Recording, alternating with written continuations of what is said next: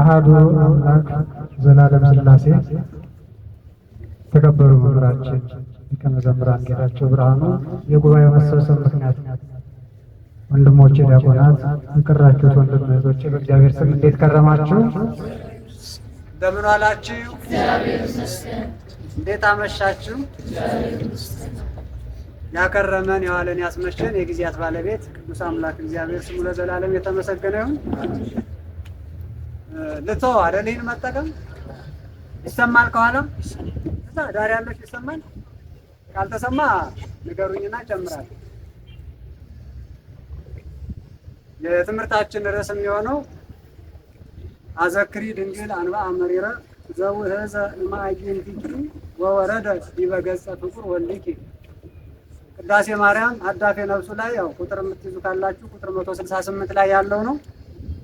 ምናልባት ከዚህ በፊት ከመስከረም 26 ወዲህ የመጡ መምህራን ለዚህ ጉባኤ ያው ከመስከረም ወዲህ ይሄ ጉባኤ ነው የሚሆነው።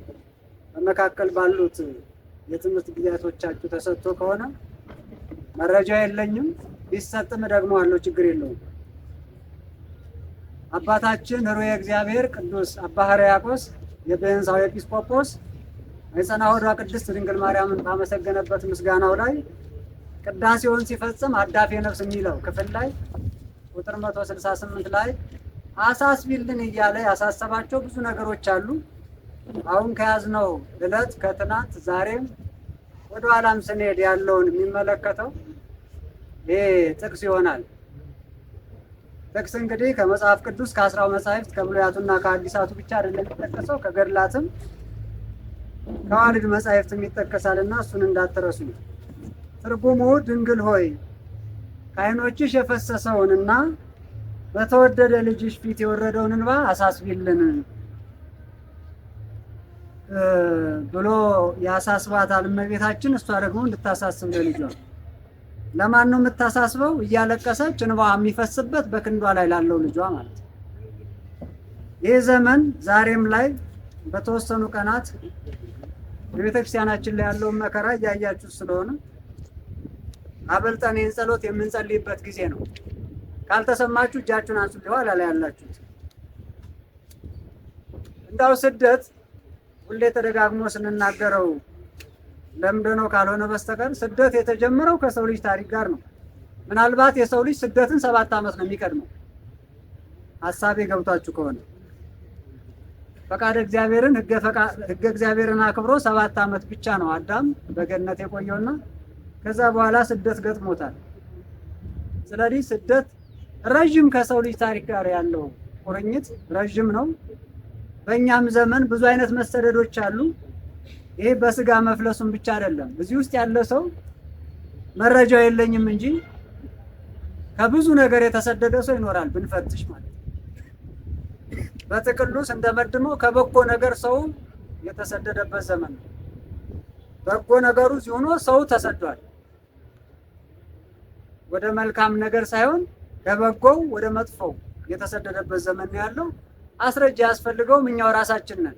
ምናልባት እዚህ ውስጥ ያለነው ሰው አላፈንን ይሆናል፣ ሰው አጋድመን አላረድን ይሆናል፣ በተግባር ማለት ነው። ሀሳቡ ግን ያው የምንሰማው ነው በየቀኑ። ስለዚህ የስደት ታሪክ ረጅም ነው። ሰው ስደትን የሚቀድመው በ7 ዓመት ብቻ ነው። የመጀመሪያው ሰው አዳም ከተሰደደ በኋላ ሁሉም አበው በብሉያት በአዲሳቱም በኋላ ስንመጣ እመቤታችን ተሰደው ስደትን አስተናግደዋል። በተለያየ ምክንያት የስደት ምክንያቱ ብዙ ነው። ስለዚህ እንዳው ከታሪክ አንጻር ታላላቅ አበውን ከ22ቱ አርዕስተ አበው ስናነሳ አባታችን አብርሃም በኋላ ልጁ ይስሐቅም እንደተሰደዱ መጽሐፍ ቅዱስ ያው ምስክር ነው።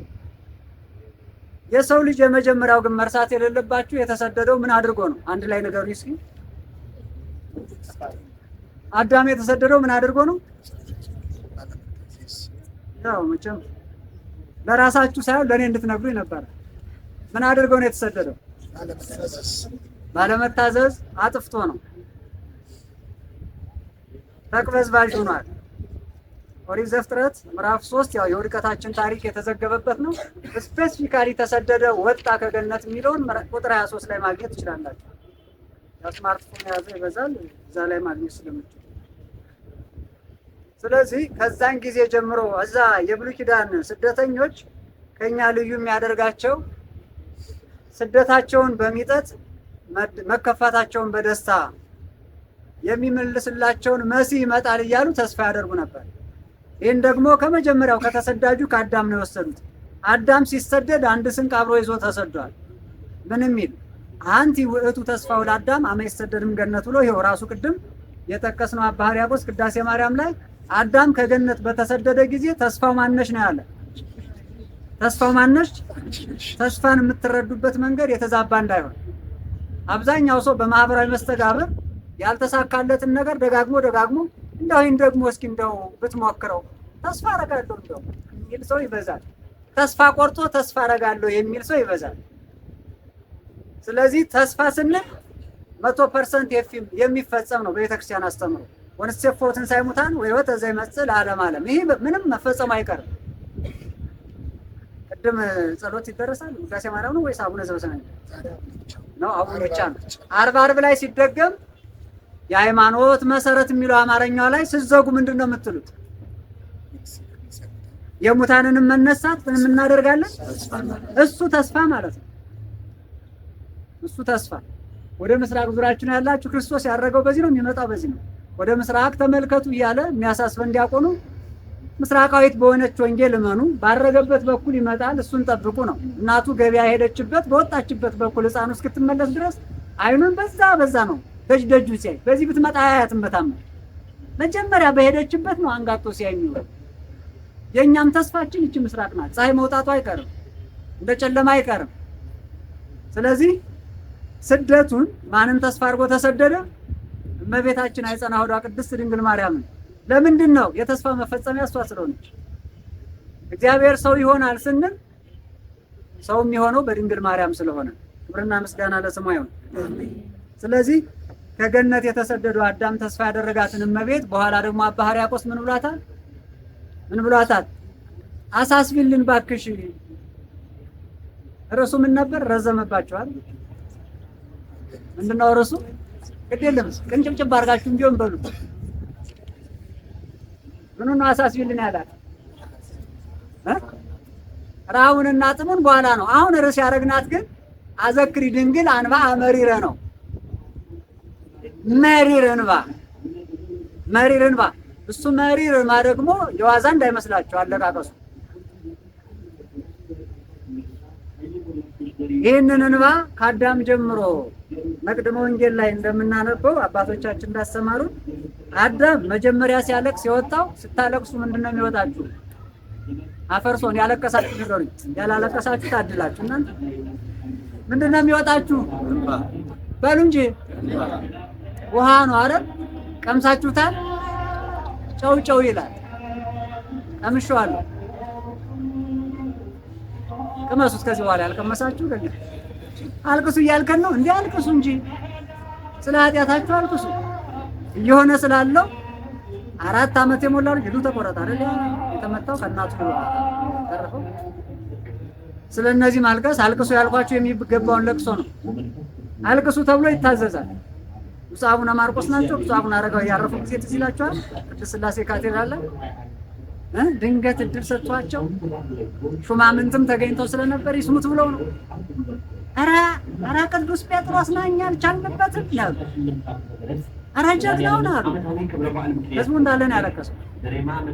እንዳው ጥሯቸው። እውነት ለመናገር ዛሬ አቡነ ሀብተ ማርያምን ጠርተናል። በማይጠንታቸው ያስታርቁን እንጂ እሳቸው ማልችለውን ርዕስ ነው የመረጥኩ ዛሬ፣ የምፈራው ማለት ነው። ወላዲተ አምላክን ነገር መናገር ጸጋው የበዛላቸው እና አባ ሕርያቆስ እና ቅዱስ ኤፍሬም እና ጊዮርጊስ ዘጋስጫ ነው ስለሷ መናገር ያለባቸው። እና የአባ ሕርያቆስ ያን እንባዋን ታይቶት ነው። አዳም አልቅሶታል። ወደ እሱ ልመለስ። መቅድመ ወንጌል ላይ መጀመሪያ ሲያለቅስ የወጣው ምንድን ነው? ውሃ ነው። እንደው በዚህ በሶሻል ሚዲያ ላይ ጥሩ የሆነ አንዳንድ የሚገኝ ነገር አለ። እንባ 99% ውሃ ነው ይላል አይደል? 99% ወተር ነው ብሎ ይናገራል። ቲር ነው የሚባለው አይደል? በእንግሊዝኛ 99% ውሃ ነው። ማን ነው 1% ውሃ ነው ነው 99% ግን ስሜት ነው። ሰው ሲደሰት ያለቅሳል አያለቅስም? ያገባችሁ አላችሁ አለ። የሰርጋችሁ ጊዜ የምታለቅሱ አላችሁ አይደል? እግዚአብሔርን ቸርነት አስባችሁ የሚያለቅሱ አያለሁ። ገና ያላለቀሳችሁም እንደው እንደ ስርዓት አድርጋችሁ አልቅሱ ማለት አይደለም። ደስታም ያስለቅሳል፣ ሐዘንም እንደዛው። ይህች እናት ያለቀሰችው ያ የወረደ እንባ በሐዘን ነው። ደግሞ እንባው ምንድን ነው? መሪር። ኢትዮጵያ አሁን የገጠማት በእውነት መሪር ሐዘን ነው። ቤተክርስቲያን የገጠማት በ40 እና በ80 ቀን ሀብተ ወልድና ስመ ክርስትና ሰጥቼ ከአብራ ከመንፈስ ቅዱስ ከማኅፀነ ዮርዳኖስ የወለድኳቸው ልጆችን እያነቁ ገደሉብኝ እያለች ቤተክርስቲያን አሁን የለበሰችውን ጥቁር ካባ ያየው ሰው ስለሌለ ነው። የሚያሳዩ ሰዎች ጠፍተው ማለት ነው። ተስፋ እንቆርጥም አሉ የሚያሳዩ ተገኝተው የሚያለቅሱ የእውነት እንባ። ድንግል ለምንድን ነው ይችን አስራት ሀገሯን ታርጋ ባርያቆስን ሰምታኝ አንተ ተሆን እሺ እኛን ትተውን እውነት ለመናገር ግን እንደው ፍሬ እግዚአብሔር የተባለው ወልደ አፋነ ሲባል ቅዳሴዋን ሰተት አድርጎ የደረሰው እሷ ለምን አልቅሳ ታስታርቀ ነው እና ይህን ጸሎትም አባ ሕርያቆስ ያው ደረሰው። እኛም ገጸ ንባቡን ያዝነና አነበብ ነው። የአባ ሕርያቆስ ልብ ግን የት ይገኝ የት ይምጣ? ያው እዚህ የቅርባችን እኮ ነው ስደቷን የፈጸመችው ጣና ቂርቆስ 100 ቀን አይደል? 100 ቀን ማለት 3 ወር ከ10 ቀን ማለት ነው። እልፍ ብላችሁ ጣራ ገዳም ደግሞ 125 ቀን የተቀመጠችው 4 ወር ከ25 145 ቀን ነው የሚሆነው። 25 አለ 145 ቀን። ከዛ ተነስታ ነው ጣና ቂርቆስ። ጣናም ያው ስያሜው ድርሳነ ጽዮን ሌሎች ሊቃውንት የነገሩ ጣና በደመና ከሚለው ነው እንጂ ደሴተ ሳፍ ይባል ነበር። ድርሳነ ጽዮን ላይ ጽፈውታል አባቶቻችን። ይሄ እኮ እሷ በኪደተ እግሯ የባረከችው ልጇ ተባረከው በምን አይን እንደምናየው እኛ ራሱ ያየው ቅድም አሁን እሱ እያነበበ ይሄን እሰማለሁ እሱ ነው ያለው ግርማው ራሱ ግን እንዴት እንደምናየው አይናችን ለመደው ጠበል ነው። እኔ በፕሌን ስመጣ ጥምዝዝ ብሎ እዚህ የደረሰ በኋላ የፈለገ ቢሆን ንግድ የለኝም እግዚአብሔር በሚያውቀው። እዛ ደግሞ አባይን ሲሻገር ይታያል።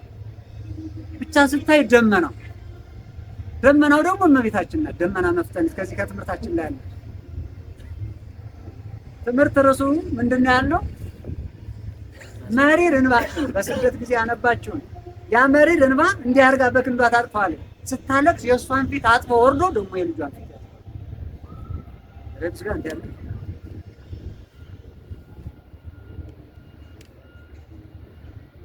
እስኪ ትንቢት ልንገራችሁና በኋላ ትምህርቱን ስንጠቀል እንዲገባችሁ። እመቤታችን ቅድስት ድንግል ማርያም እንደምትሰደድ አስቀድሞ በነቢያት ትንቢት ተነግሯል። በዋናነት የአሁኑን ጽጌ ድንግልም ለጊዮርጊስ ዘጋስጫም ያነሱት በየድርሰቶቻቸው ኢሳይያስ 19 ነው ብዙዎቹ የሚያነሱት። ኢሳይያስ 19 ቁጥር 1 ላይ እግዚአብሔር ወደ ግብጽ እንደሚሰደድ ቀሊል ደመና ይላታል። ደመና መፍጠኒት ይላታል። ደመና እመቤታችን ናት።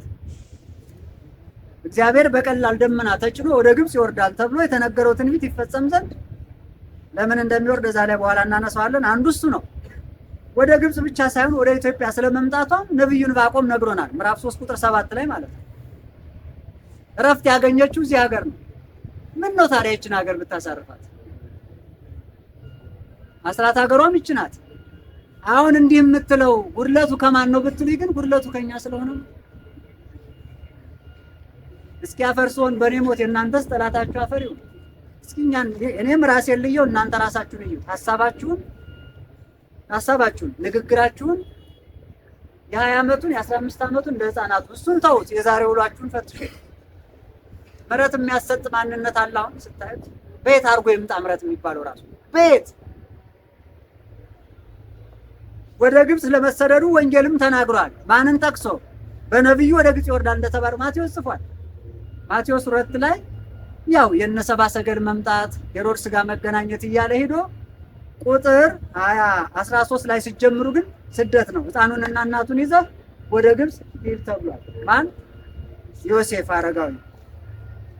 ስለዚህ በዛ በስደት ደግሞ 3 ዓመት ከ6 ወር ስለመቆየቷ ባለራዩ ምናልባት በዚህ ንፍቁ ዲያቆን በዚህ በ40 ቀን ውስጥ አንዱ ይነበባል። ራዕየ ዮሐንስ ምዕራፍ 12 ይነበባል። ንፍቁ ዲያቆን ያነበዋል። ቁጥር 6ንና 14ን ተመሳሳይ ሐሳብ አላቸው። 3 ዓመት ከ6 ወር ስትንከራተት ስለመኖሯ ቅዱስ ዮሐንስ ባለራእይ ጽፎላታል። ቁጥር 6 ላይ ያለው ከአውሬው ሸሽታ በበረሃ አንድ ዘመን፣ የዘመን እኩሌታ፣ ዘመናት የሚሉ ቃላትን ታገኛላችሁ። በሰለስቱ ሐዲሳት ትርጓሜ ሊቃውንተ ቤተክርስቲያን ዘመን ያለው አንዱን ዓመት፣ ዘመናት ያለው 2ቱን ዓመት፣ የዘመን እኩሌታ ማለት መንፈቅ ነው። 3 ዓመት ከ6 ወር ይመጣ እሱን ነው። የትኛው ቁጥር 14 ላይ ያለው ነው? ይሄ ቁጥር 6 ላይ ያለው በግልጽ ነው። በምን ስላስቀመጡት? በቀን 1260 ቀናትን ቆየች ነው የሚል። በበረሃው ሸሽታ ስንት? 1260 ማለት ነው። ቀን ነው። በፀሐይ አቆጣጠር ወደ ወር ለመቀየር ለምን ታካፍሉታላችሁ? ለ30 ስታካፍሉት 42 ወር ነው የምታገኙት። 42ቱን ወር ደግሞ ወደ ዓመት ለመቀየር ለ12 ስታካፍሉት 3.5 ነው። ነጥብ 5 የሚለው 5 ወር ማለት ሳይሆን 6 ወር ነው። ነጥብ ማለት የ12ቱ የዓመቱ ግማሽ ማለት ስለሆነ፣ ስለዚህ መጽሐፍ ቅዱሳዊ ነው። በስደቷ ጊዜ የገጠማትን መከራ ዘርዝረን የምንጨርሰው አይደለም። ሰቆቃወ ድንግል አሁን እንደው ማህሌት ቁማችሁ የምታድሩ ትርጉሙ ከገባን እኔ ብዙን ጊዜ አልቆምም እንዴ አይኔን ማጥፋት አልፈልግም። እጅግ በጣም ልብ የሚሰብር የሚያሳዝን ነገር አለ። ሙሉ ሌሊቱን ሊያስለቅስ የሚችል ግን ዝም ብሎ ለመድ ነው። ታውቃላችሁ፣ ለመድ ነው። አበባውን እንሰጣለን ዛሬ እናንተም አበባ አድርጋችሁ አጥሩ። እቺ እመቤታችን በስደቷ ጊዜ ብዙ መከራ ገጥሟታል። ያለቀሰችው ለቅሶ አንድያ ልጅ ነው። ተቀዳሚ ተከታይ ሌላ የምትጽናናበት የላትም። ተቀዳሚ ተከታይ የለውም ነው። በኩርና በኩር ብቻ ነው። መጀመሪያዋም መጨረሻዋም ነው። እመቤታችንና እግዚአብሔር አብ ይነጻጸራሉ እኮ። አምጣኔ አምጣንኪ፣ አዝማኔ አዝማንኪ እያለ እግዚአብሔር አብ ስለሷ ይናገራል። መጠንሽ መጠኖቼ ናቸው፣ ዘመንሽ ዘመኖቼ ናቸው እያለ። ለምንድን ነው እንዲህ የሚነጻጸሩት? እኔ ያለ እናት የወለድኩትን አንቺ ያለ አባት ወለድሽው። ነአምን ክልኤተ ልደታተ እንዳሉ ሳዊሮስና ባስልዮስ ሌሎቹም ለአብነት ጠራን እንጂ እግዚአብሔር ወልድ 2 ልደታት አሉት። የመጀመሪያውና ሁለተኛው ተብሎ ቀዳማዊና ዳህራዊ በግዕዙ። ቀዳማዊ ልደት ከእግዚአብሔር አብ ያለ እናት የተወለደው፣ ዳህራዊ ልደት ደግሞ ያለ አባት ከድንግል ማርያም የተወለደው። ይሄ ዶግማ ነው። ጥርት ያለ ቤተክርስቲያን ትምህርት ነው። ይሄን አደላሎ መያዝ ይገባል። ዝም ብሎ አወላልፎ አይደለም። ልደት ቀዳማዊ ታውቀ በዳህራዊ ልደት ነው ሲዘጉት የዘጉት። እንዲሁ የኋለውኛው ሲሆን በጎል ተጥሎ በጨርቅ ተጠቅልሎ በድንግል ማርያም እቅፍ ሆኖ አየ ነው። የፊተኛው በምን ይታወቃል ቢሉ ልደት ቀዳማዊ የመጀመሪያው ልደት የሚታወቀው በኋለኛው ልደት ነው። እንዴት? የኋለኛው ልደት ያለ አባት መወለዱ ቀዳማዊ ልደቱ ያለ እናት መወለዱን ያጠይቃል። ግጥም ያለ ከዚህ በላይ መሄድ አይቻልም። እጹብ ብቻ ለእግዚአብሔር ነው ምንተው። ለአባቶችም የተገለጠው እስከዚህ ድረስ ነው። ስለዚህ ስደቱ ከዚህ ጋር ስለሚገናኝ ነው። ከልደት ዳህራዊ ጋር ነው። ጌታችን ባስነገረው ትንቢት በተቆጠረው ሱባኤ ታኅሳስ 29 በዘመነ ማቴዎስ ዕለተ ማክሰኞ በሀገረ ኢየሩሳሌም ቤተልሔም በምትባል ከተማ ተወለደ። እንደተወለደ ስደት ነው የገጠመባቸው። ይህን ስደት ደግሞ እናት ድንግል ማርያም እሱስ ተወልዶ ነው። እሷ ደግሞ የምታውቀው በጽንስ ነው የምታውቀው። እሷ ሳትወለድ ነው የተሰደደችው። ይህን ግንቦት አንድ የምንማረው ትምህርት ነው። ኢያቄምና ሐና መዋዕለ ጽንሷ በታወቀ ጊዜ ምናልባት እውር እያበራ ልምሾ እያረታ ድውይ እየፈወሱ ያው ብዙዎቹ በዛው የነበሩት ከዛ በፊት ያው እነ ሶሎሞን አሉ፣ እነ ዳዊት አሉ። እስራኤላውያንን 40 ዘመን እንደ ገል ቀጥቅጠው እንደ ሰም አቅልጠው ብሎ የሚናገሩ እነሱ ናቸው። ስለዚህ እነዛስ ተወልደው ተሹሞ ዙፋን ላይ ቁጭ ብለን ነው። ምክንያቷ በጣም ረጅም ጊዜ የወሰደ ስለነበር መካንነት እንግዲህ ለሚገባ ይገባዋል። እንኳን በብሉይ ኪዳን አሁንም ምን ያህል ይጨነቃሉ መካኖች። የዛች መካን ነውር የሁሉ የቤተሰቡ ይሆናል። አንዳንዴ ደግሞ የባልየው ዘመዶች ሄዳ ፍታና ሌላ አግባ ሊያሉት ይችላሉ። እቺ በቅሎ ሊሉ ይችላሉ። እምነት ጠፍቶ ነው እንጂ የ90 ዓመቷን ሳራን ልጅ የሰጠ አምላክ ዛሬም አለ። ክብርና ምስጋና ለስሙ ግን የለም። ስለዚህ ከዘመዷ ወገን መታቸክ ስታረግ ነው ቤርሰባ የሚሉት ማለት አንድ አይና ነበረችና እያወሩ ነው። እናቶች ሲጸንሱ ይታወቃል አይደል? ትልልቆቹ ከንፈርሽ አሯል፣ ጥጡሽ ጠቁሯል። ያረገዘች ትታወቅ፣ ከደረቷ ትታጠቅ። በድሮ ነው። አሁንማ ምን መቀነት ተገኝቶ ለምን ሽሉን እንዳይጫነው ከፍ አድርገው። ያው ነፍሰ ጡር በገጠር ስትታጠቅ ለላ አድርጋ ነው የምትታጠቀው። ያውም ከፍ ብሎ እዚህ ላይ ነው የሚሆነው። ያረገዘች ትታወቅ፣ ምን ታደርጋለች? ከደረቷ አሁን ምንም የታጠቀ የለም። አሁን ጭራሽ የታጠቀ በእርግጥም በቅኔው ስትሄዱ የታጠቀ የለም። አሁን ከላይ ጀምሮ እስከታች ፈሪ ሁላ ታጠቅ ይልቅስ ምን እያለ ነው ይላል። ይህንን አውቃ ተጨዋውተው ሊለያዩ ሲሉ አንቺ ሐና የእስራኤል አምላክ በቸርነቱ ጎበኘሽ መሰለኝ ብላ ለማረጋገጥ ስትዳስሳት ሆዷቸው ብሏል። እህል ከሆነ ምን ይሆናል? ይጠፋል። ሽል ከሆነ እናንተ ተመስገን እያለች እናንተ ስታወሩ እንዲህ ታሹ የለ ወንዱ ጺሙን እንዲህ ያረጋል። አረ ድንገት አይኗን እንዲህ ሲጨዋወቱታ ቡግ አለ። አረ ምን ጉድ ነው ተባለ። ያን እያየ በሰልፍ እናት እንዴች እናት ገና ሳትወለድ እኮ ነው በማይጸር እያለ ጠቅላላ ተሰልፈው ወይ እናቴ በረከትሽ ድረስ እየመጣ ሲታሽ በጎን ደግሞ መተው መታሸትና መዳን ሲገባቸው በተንኮል ደግሞ አረ አንተ ያለ አንተ እነዚህ ወገን የተወለዱት እነ ዳዊት እነ ሶሎሞን 40 ዘመን ቀጥቅጠው ገዝተውን እንደገል እንደሰማቅልተው ይህስ ገና ሳይወለድ ህዝብ እንዲህ ያሰገደለት አንተ ቀድመን እንወቅበት በድንጋይ ቀጥቅጠን እንግደላቸዋለን። ስደት ነው ወደዚህ ወሰደኝ። በራእይ መልአኩ ተገልጦ ማንን? ኢያቄምን ማንን? እናታችን ቅድስት ሐናን ይዘው ወደ ማን ተራራ? ትንቢት አሏ መኃልየ ዘሰሎሞን ምዕራፍ 4 ቁጥር 8 ወደዛ ይዟት ሄደ። መውለጃ ወራታ ደርሶ ስለነበር ወለደች። ግንቦት አንድ ቀን የታረሰችው በንፍሮ ነው። ንፍሮ የምንቀቅለው እኮ እኛው እንዲሞላ አይደለም። ስለዚህ እቺ እናት ስደትን የምታውቀው መቼ ነው ካላችሁ ገና በማይፀን እያለች ነው ተሰደደች። እሱስ ተወልዶ አዲሱ አይደለም ተሰደደች። ባጭሩ መቼ? በትርጓሜ ወንጌል ዕለቱን አንድም ከ2 ዓመት በኋላ የሚታረቅ ነገር ስላለው ሰዓት እንዳይቆርጠኝ ለምንድን ነው የተሰደደው የሚለውን ከትርጉሙ ተነስተን ይልቅስ ወደ እርሱ ተመልሰን እንቋጨው። በሊቃውንተ ቤተክርስቲያን አስተምሮ ይህ ብቻ ነው ባይባልም 4 ቤዚክ መሰረታዊ ነገሮች አሉት። ለምንድን ነው እመቤታችን ቅድስት ድንግል ማርያም የተሰደደችው ብቻ ሳይሆን ወደ ግብፅና ወደ ኢትዮጵያ አገር ለይተው የሚለውን ወንጌል ላይ በትርጓሜ ሊቃውንት ያስቀመጡት አንደኛው ቅድም እንዳልነው ትንቢቱ ይፈጸም ዘንድ ነው። ትንቢት ይቀድሞ ለነገር ይላሉ ሊቃውንት። ጉዳዩ ከመፈጸሙ በፊት ብዙ ዓመታት ሊሆን ይችላል። አስቀድሞ ትንቢት ይነገራል። የስደት ጉዳይ ትንቢት አለው። ቅድም ምን ብለናል?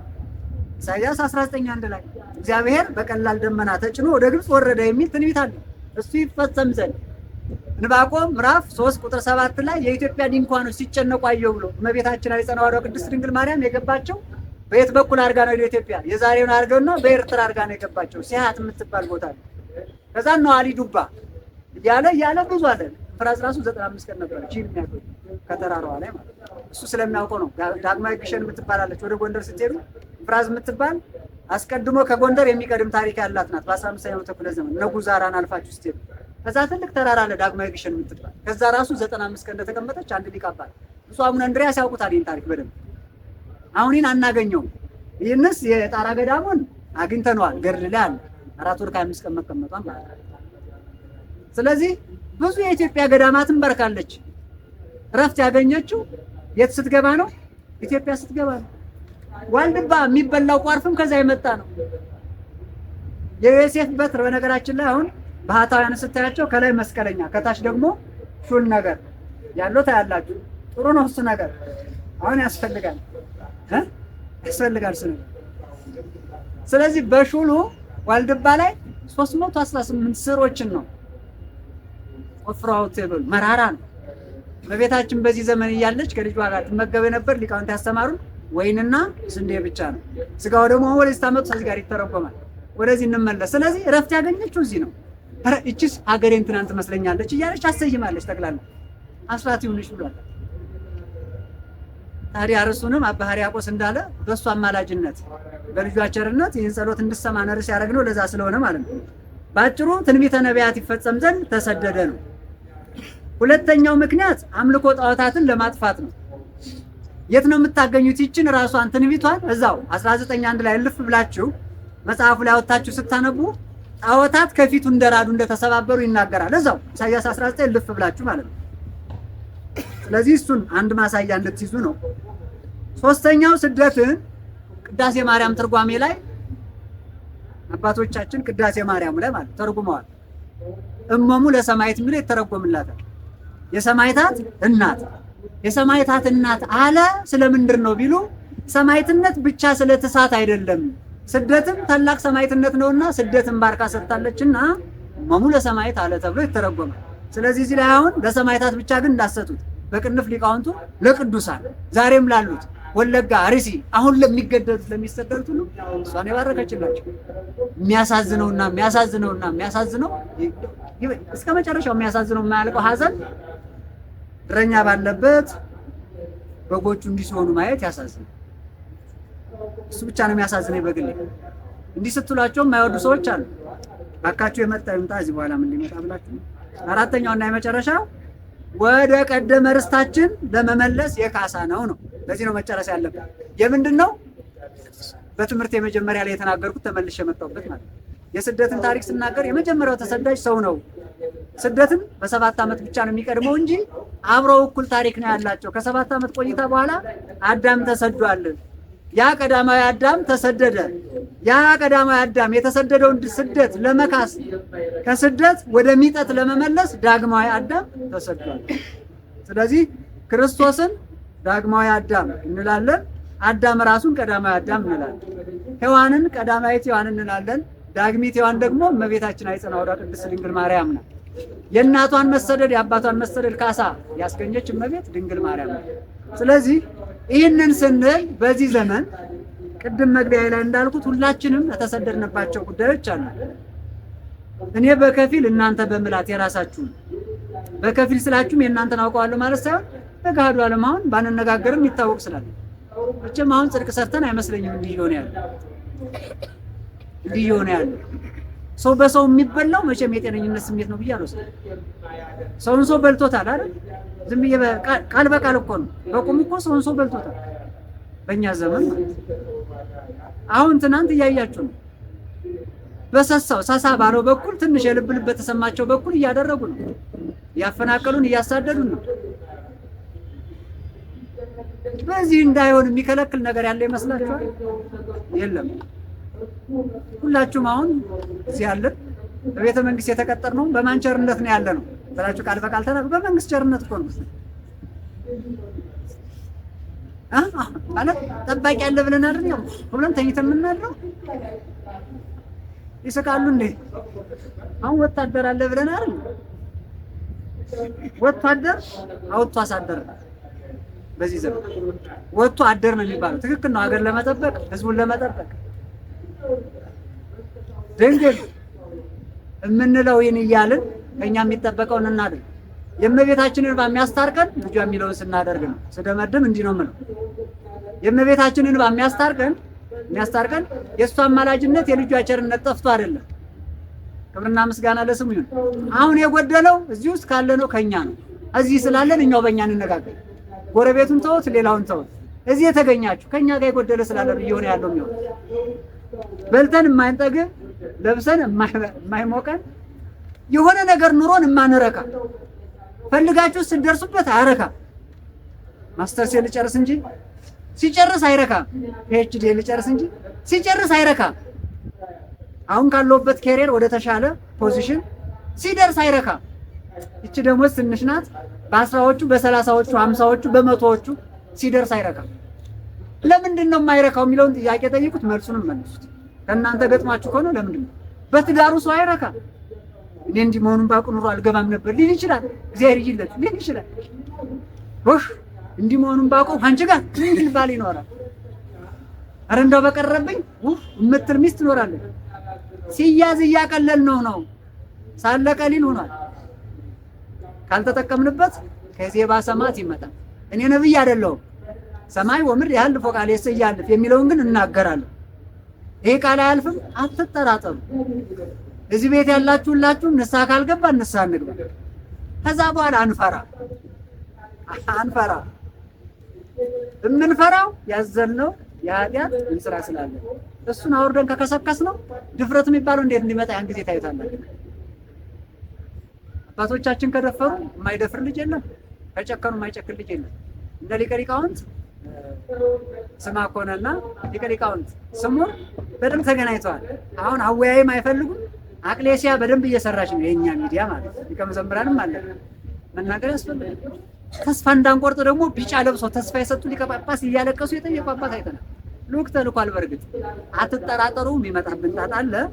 ከዚህ አንጻር ራሳችንን እናዘጋጅ። ከዛስ ደግሞ አዘክሪ ድንግል አንባ መሪረ ዘውህዘ ማይንቲኪ ወወረደ ዲበ ገጸ ፍቅር ወልኪ እንበላ። በምንም ታምር አትጠራጠሩ። አንገቴን አልደፋም፣ ፊቴን አልመልስም። ከኛ ጎሎ ነው የሚያሳዝነኝ እንጂ አትጨነቁ። ድንግል አሳስቢልን።